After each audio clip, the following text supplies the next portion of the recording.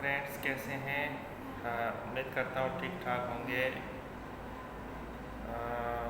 और मेरी videos common disease के बारे में जो भी है आपको पसंद आ रही होंगी, आप लाइक भी करते होंगे और शेयर भी करते होंगे। तो फ्रेंड्स, आज जो कॉमन डिजीज़ का जो टॉपिक है वो है रीनल स्टोन, गुर्दे की पथरी, या इनको नेफ्रोलिथियासिस या रीनल कैल्कुलाई कह लें। तो वो डिस्कस करेंगे।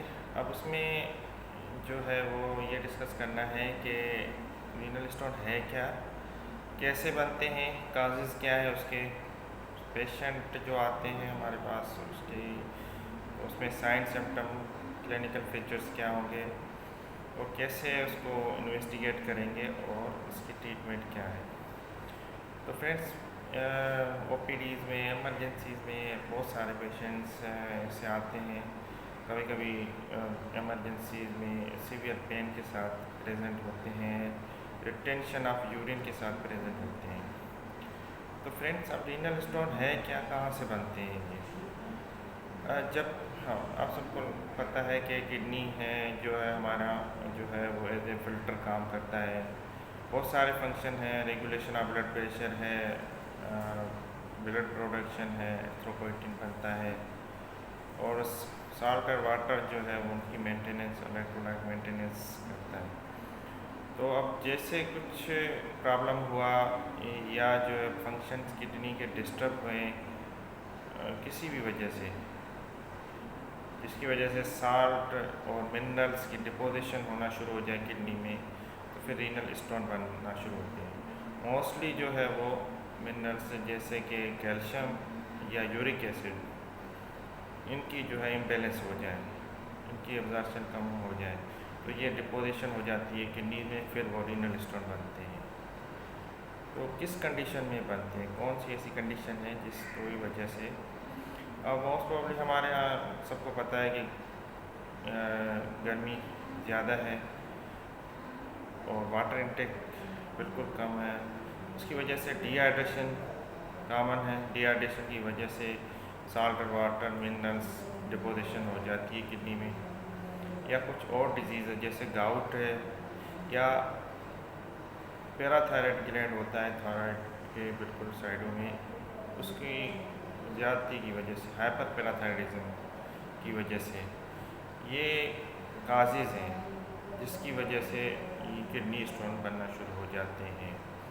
या कभी कभी जो है वो रिपीटेड यूरिनरी इन्फेक्शन, उसकी वजह से भी जो है वो इम्बेलेंस हो जाता है, फिर किडनी में स्टोन बनना शुरू हो जाते हैं। तो फ्रेंड्स, ये तो हो गए काजेज़। अब हमें देखना है कि पेशेंट जो हमारे पास आते हैं वो किस तरह प्रेजेंट होते हैं। मोस्टली जो पेशेंट आते हैं वो abdominal pain, mostly lumbar region में, यूनिलेटरल और बायलेटरल अगर है तो बायलेटरल पेन के साथ, या यूनिलेटरल है तो यूनिलेटरल के साथ आते हैं।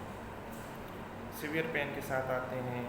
कभी कभी जो है वो उनके साथ नादिया, वॉमिटिंग, फीवर, ये भी प्रेजेंट होता है।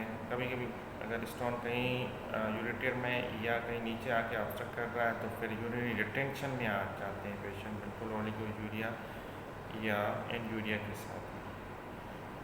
फिर जो है वो उसको कैसे फिर हम पेशेंट को इन्वेस्टिगेट करते हैं या उनको कैसे हम डायग्नोज करते हैं। उसके लिए हमें डायग्नोज करने के लिए पेशेंट की क्लिनिकल साइन सिम्टम तो आपने देख ली, हिस्ट्री ले ली। उसके बाद उसकी इन्वेस्टिगेशन यूरिन टीआर है, जिसमें अगर इन्फेक्शन है तो बस सेल आएंगे, अगर स्टोन है तो उसके स्मॉल पीसेस भी कभी कभी शो हो जाते हैं।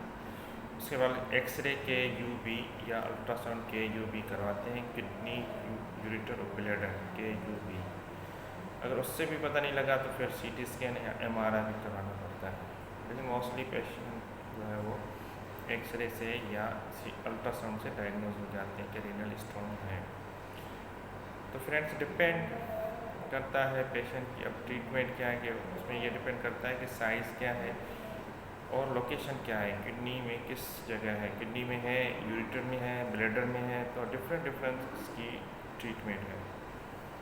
जनरल एक ट्रीटमेंट क्या है, जब स्मॉल स्टोन आपका आ जाए यूरेटर में या किडनी में, तो उसकी ट्रीटमेंट क्या है ये मैं बताऊंगा। तो फर्स्ट ऑफ ऑल तो उसका फ्लूइड इनटेक जितना हो सके वो बढ़ाए। उसके बाद जो है वो एनाल्जेसिक है, जो हम पेन किलर है वो देते हैं। लाजमी है, स्टोन पड़ा हुआ तो कहीं ना कहीं इन्फेक्शन कर रहा होगा, तो उसके लिए हम जो है वो एंटीबायोटिक देते हैं। उसके बाद कुछ जो है वो सिरप फार्म या टेबलेट फार्म में भी आती है, वो न्यूट्रलाइज करती हैं एसिड को, ज़्यादा यूरिन एसिड को, तो फिर उसमें फिर सिरप से हम देते हैं। या फिर जो है बिल्कुल स्टोन नहीं निकल रहा है, कहीं ऑब्स्ट्रक्ट कर रहा है, तो फिर जो है मेन स्पेसिफिक ट्रीटमेंट है वो लिथोट्राप्सी है सर। उसके ज़रिए जो है स्टोन को ब्रेकअप किया जाता है, फिर वो यूरिन के थ्रू निकल जाता है। कभी कभी बहुत लार्ज साइज में स्टोन होता है जो लिथोट्रिप्सिस से भी कवर नहीं पाता, तो फिर उसकी जो है फिर वो तो नेफ्रेक्टॉमी या रिमूव किया जाता है सर्जरी करके। तो फ्रेंड्स ये सारी चीज़ें थी रीनल स्टोन के बारे में। तो उम्मीद करता हूँ कि ये भी आपके लिए अच्छी वीडियोस होगी और आपको नॉलेज में इजाफ़ा करेगी। फ्रेंड ठीक है, नेक्स्ट टाइम किसी और डिजीज़ के बारे में डिस्कस